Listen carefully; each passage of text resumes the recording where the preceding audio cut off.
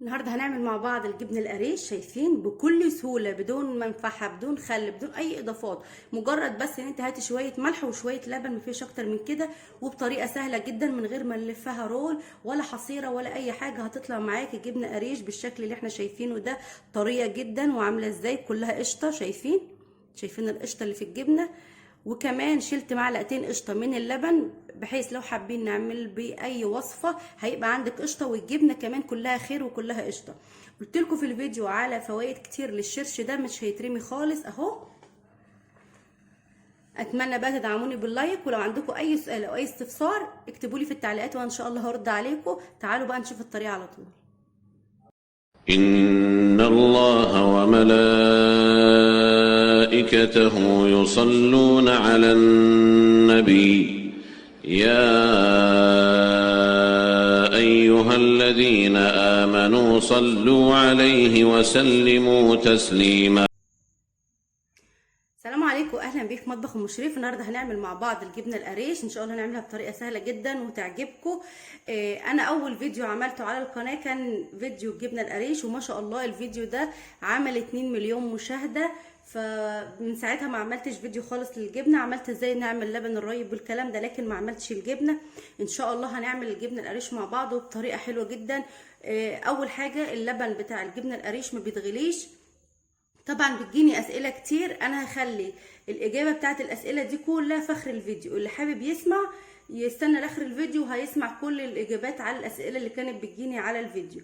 عشان الناس اللي عندها باقه فتاخد الوصفه بس، واللي حابب يكمل معايا يكمل، وانا هجاوب كل الاسئله ان شاء الله في اخر الفيديو. احنا فلاحين، والحاجه ديت من منبعها واصل الجبنه القريش عندنا، وان شاء الله هتبقى النتيجه حلوه جدا. انا معايا دول 2 كيلو ونص من اللبن او الحليب، ده 2 كيلو ونص حليب. عندك اي نوع لبن شغال مفيش اي مشاكل. عندك لبن برضو متبستر مفيش اي مشاكل. ده لبن جاموسي. اللبن البقري جبنته بتبقى كريمي وبتبقى طعمها حلو جدا، لكن ما بتطلعش كمية كبيرة زي اللبن الجاموس خلاص. لكن كطعم اللبن البقري بيبقى كطعم احلى كمان من اللبن الجاموسي، لكن الجاموسي بيطلع كمية اكبر. انا معايا دول 2 كيلو ونص من الحليب، ما غليتهمش، ما عملتش فيهم اي حاجه خالص، بدون اي اضافات. ناس كتير كانت مستغربه في الفيديو اللي فات ازاي اللبن او الحليب راب لوحده كده من غير ما احط له خل ولا منفعه ولا اجزه ولا اي نوع من اي حاجه يعني. لا، مفيش اي اضافات ولا اي حاجه. ان شاء الله هتشوفوا معايا.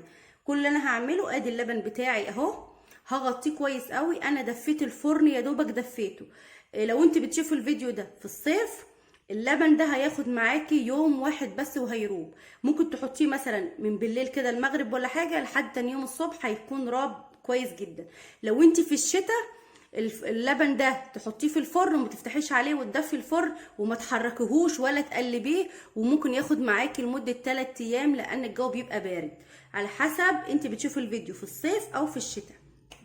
كل اللي انا هعمله دلوقتي هغطي اللبن بتاعي، والفرن خلاص انا مش محتاجاه. انا دلوقتي كده حوالي المغرب، هسيبه لحد تاني يوم الصبح في قلب الفرن، مش هفتح الفرن ولا اي حاجه خالص، وهنشوفه مع بعض. دلوقتي هغطي الفرن، طفيته يا دوبك دفيته بس، وهحط اللبن فيه من غير ما اعمل فيه اي حاجه. هسيبه كده وان شاء الله الصبح نشوفه مع بعض ونشوف ايه الاخبار. دلوقتي هنشوف اللبن بتاعنا اخباره ايه. زي ما احنا شايفين انا ما فتحتش عليه خالص من ساعه ما حطيته في الفرن. بصوا بقى، هنحط ايدي كده بالراحه اشوفه. بصوا انا حاسه ان هو جامد. دي كلها قشطه، شايفين القشطه؟ خلاص اللبن بتاعي كله راب. طبعا لو انت حابه تشيلي القشطه شيليها، حابه تعملي الجبنه بقشطتها زي ما هي برضو تخليها زي ما هي، ديت حريه شخصيه ليك. انا هاخد شويه كده من القشطه، مش كلها طبعا، اللبن بتاعها هيبقى كامل الدسم زي ما احنا شايفين اهو. شايفين القشطه؟ ما شاء الله اهي، دي كلها قشطه اهيت. طبعا القشطه دي تقدري تعملي منها اي حاجه انت عايزاها. رز معمر تحطي منها على الفطير، بتبقى تحفه جدا في الفطير. تحوشيها وتعملي منها سمنه بلدي، براحتك زي ما انت عايزه اهو. طبعا انا مش هاخد القشطه كلها، بس انا هاخد شويه بس منها كده اهو، هي فيها خير كتير.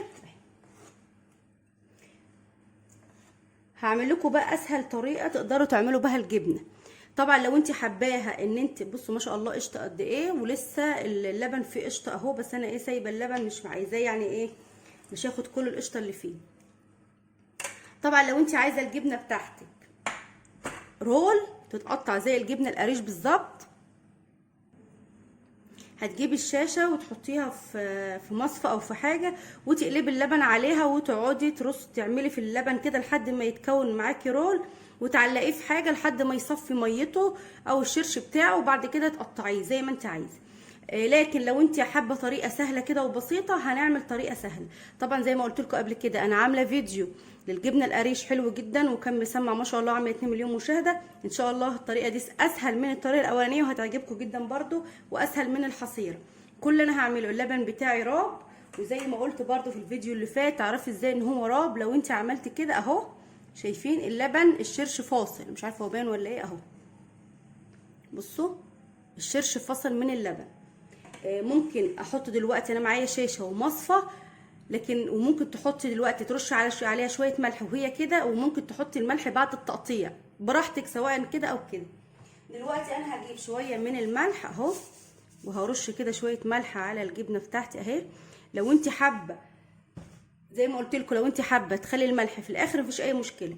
دلوقتي انا هركن الجبنه بتاعتي ديت على جنب على ما تشرب الملح بتاعها كده والجبنه كلها تتحدق. هحضر الشاشه وهحضر معايا المصفى.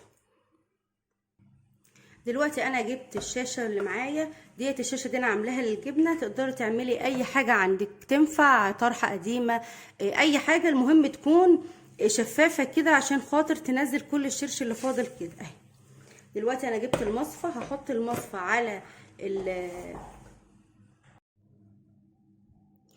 دلوقتي اللبن بتاعي جاهز، هفضيه هنا في المصفى، وتحت المصفى طبعا طبق عشان الشرش اللي يفيض او اللي ينزل منها يبقى تحت ما يبهدلش الدنيا. هنقول بسم الله الرحمن الرحيم وهنعدل كده المصفى اهي، اتمنى انها تكون باينه، ونقول بسم الله الرحمن الرحيم وننزل مره واحده كده. هحاول بس اسويها عشان انا مش عايزاها اهي. بصوا هسيبها زي ما هي كده في الحله او في المصفى زي ما هي تصفي، مش هلعب فيها ولا هحركها، وهي هتبقى جامده على وضعها ده. لو انت حابه تعمليها رول زي ما قلت لكم بنفس الشاشه وبنفس دي، بس هتفركيها كده ببعضها وتحركيها رول شويه وتلميها وتعلقيها في حاجه. ديت اسهل طريقه لعمل الجبنه.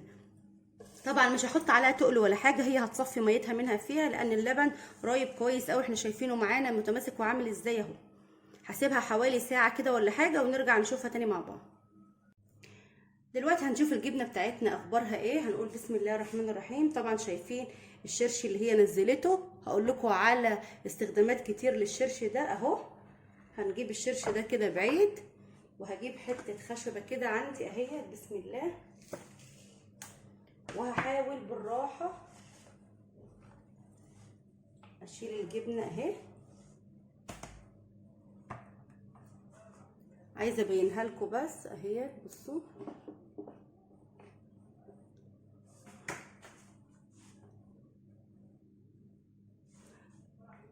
عايزه ابين لكم الجبنه. دلوقتي هنفتح عليها نقول بسم الله ونحاول نقطعها كده ونشوف اخبارها ايه اهو. ما شاء الله معانا شايفين. طبعا انا ما صبرتش عليها كتير، انا سبتها بس حوالي ساعه. انت ممكن تسيبيها ساعه ساعتين مفيش اي مشكله، هي طريه خالص وكريمي. وشايفين القشطه بصوا القشطه على وشها ازاي، دي قشطه، فهتبقى الجبنه بتاعتنا كريمي جدا. هنقول بسم الله الرحمن الرحيم ونبتدي نقطع اهو.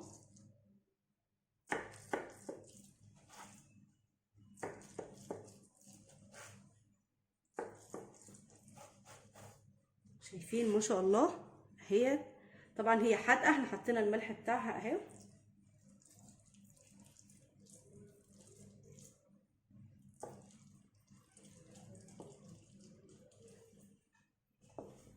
شايفين قطعه الجبنه ما شاء الله عليها، بصوا قطعه الجبنه عامله ازاي اهي وطريه جدا. بصوا هنفضيها بقى في طبق.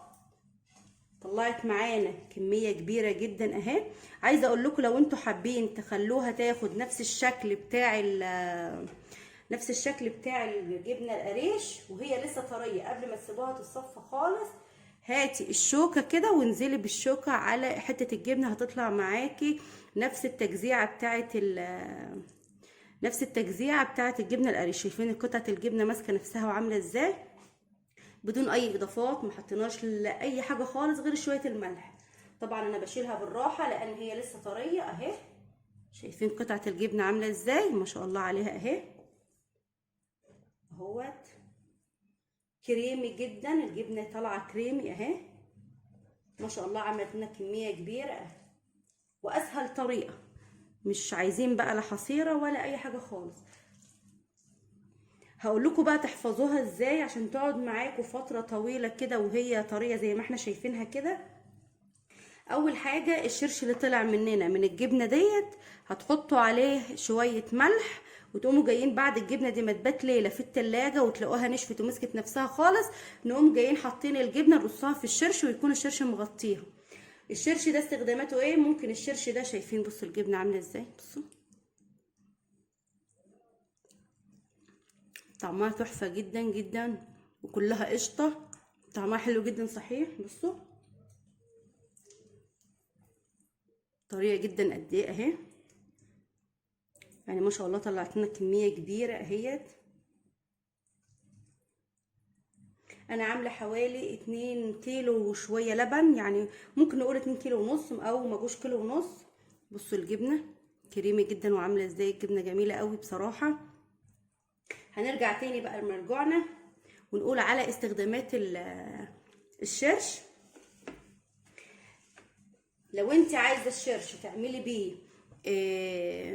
تعجني بيه مثلا اي معجنات، خلاص اعجني بيه اي معجنات انت عايزاها اهي، هيبقى حلو جدا. تعملي بيه قرص، تعملي بيه عيش، تعملي بيه اي حاجه، مفيش اي مشكله. عايزه اقول لكم ان الشرش ده بيشربوه عشان التخسيس، بتشربيه كده كوبايه بالليل قبل ما تنامي بدل الزبادي اللي هو بالليمون ده، هايل جدا برضو لان الشرش ده كله بروتين.